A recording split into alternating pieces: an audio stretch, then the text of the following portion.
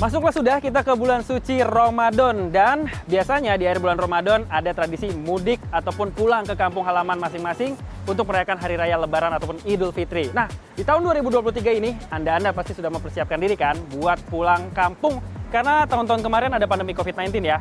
Nah, buat Anda yang sudah berencana mudik ke kampung halaman dengan menggunakan kendaraan pribadi, ada beberapa hal nih yang harus dipersiapkan dan juga diperhatikan supaya perjalanan Anda tetap aman, nyaman, dan juga lancar. Kira-kira apa aja nih?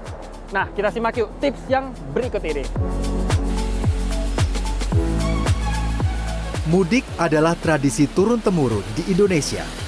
Pulang ke kampung halaman kala Hari Raya Lebaran tiba. Masifnya pergerakan masyarakat yang mudik seringkali membuat perjalanan menuju kampung halaman di berbagai daerah menjadi sangat panjang dan melelahkan. Oleh karena itu, persiapan kendaraan, perencanaan rute yang matang, barang bawaan, serta kondisi fisik harus benar-benar disiapkan untuk melakukan perjalanan mudik. Menurut senior instruktur sekaligus pendiri Safety Defensive Consultant Indonesia, SDCI, Sony Susmana, persiapan perjalanan mudik menjadi hal yang wajib dilakukan.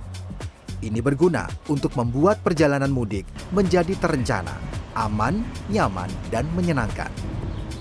Beberapa hal yang harus dilakukan adalah mempersiapkan terlebih dahulu kondisi kendaraan serta barang bawaan, khususnya perlengkapan keamanan dan kedaruratan. Ya, pengecekan kendaraan itu ada dua. Yang pertama tadi yang Mas bilang secara mandiri, yang kedua dilakukan bantuan mekanik bengkel. Karena kita jangan jadi montir, nggak semuanya bisa kita ketahui ya kan.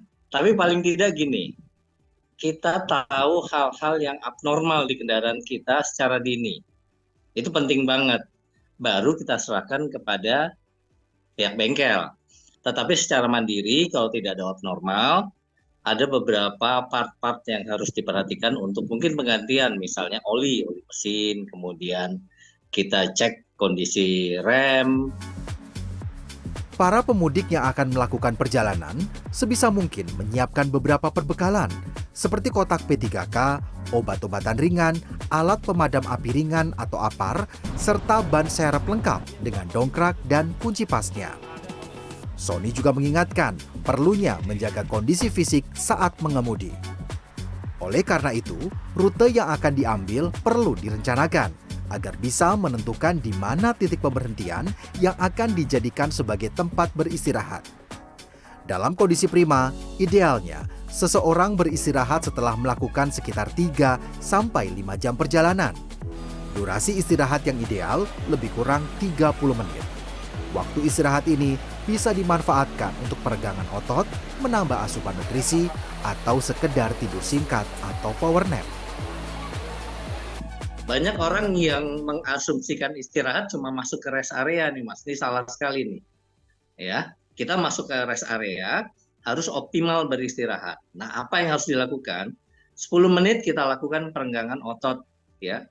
Yang gampang-gampang aja, kita stretching yang ringan atau bahkan pengecekan kendaraan. Yang penting kita berdiri, kemudian aliran darah lancar. Itu 10 menit pertama. 10 menit yang kedua kita merangsang penciuman, mata, pendengaran, dan sebagainya. Dengan memperhatikan persiapan yang matang, pola mengemudi yang baik, dan istirahat yang cukup, perjalanan mudik bisa terasa lebih aman, nyaman, dan menyenangkan. Oke, udah lengkap semua nih. Yes! Jadi gimana? Udah pada paham kan sama apa aja yang harus dipersiapkan, apa aja yang harus diperhatikan sebelum melakukan perjalanan mudik? Semoga tips tadi bisa memberikan manfaat kepada Anda yang berencana mudik di tahun 2023 ini. Yang paling penting adalah Anda bisa selamat, aman, nyaman sampai di tempat tujuan. Sekarang, saya bersama dengan tim CNN Indonesia akan melakukan perjalanan jelajah jalur mudik 2023 untuk melihat seperti apa sih kesiapan rute mudik di tahun 2023 ini. Ikuti saya, let's go!